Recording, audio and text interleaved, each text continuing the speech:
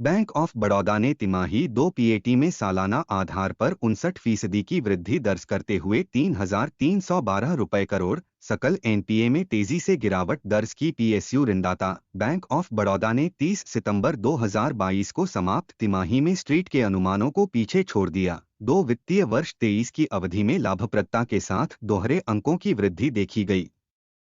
Bank ने तिमाही 2 वित्तीय वर्ष 23 में 3,312 रुपये 42 पैसे करोड़ का एक स्टैंडअलोन शुद्ध लाभ अर्जित किया। पिछले वित्त वर्ष की दूसरी तिमाही में पोस्ट किए गए 2,087 रुपये 85 पैसे करोड़ के लाभ से 58.70% तक तिमाही के दौरान बैंक के प्रावधान में गिरावट आई, जबकि संपत्ति की गुणवत्ता में तेजी से सुधार हुआ।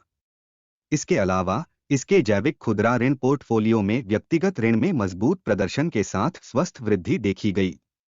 कुल मिलाकर जमा और अग्रिमों ने वित्तीय वर्ष 23 की दूसरी तिमाही में मजबूत वृद्धि दर्ज की।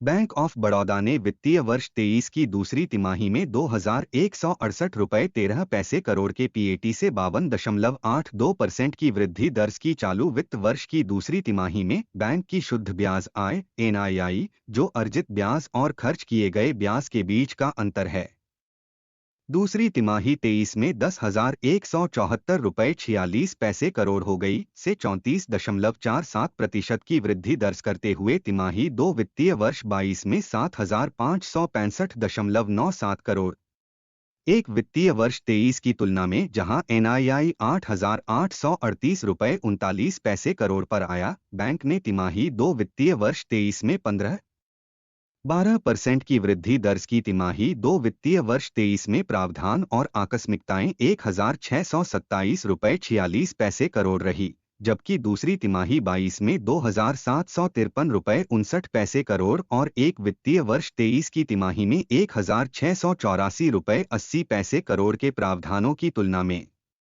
30 सितंबर 2022 तक सकल एनपीए था। सितंबर 2021 की अवधि में 59,503 रुपये 82 पैसे करोड़ और जून 2022 तिमाही में 52,590 रुपये 83 पैसे करोड़ की तुलना में 46,374 रुपये 44 पैसे करोड़।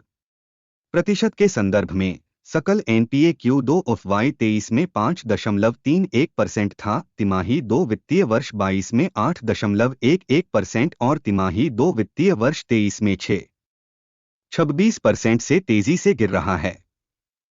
इसके अलावा शुद्ध एनपीए अनुपात दूसरे वित्तीय वर्ष में 1.16% में सुधार हुआ है। 23 की तिमाही 2 वित्तीय वर्ष में 1.58% की तुलना में 23। बैंक का प्रावधान कवरेज अनुपात 91.73% पर आया। इस बीच H1 वित्तीय वर्ष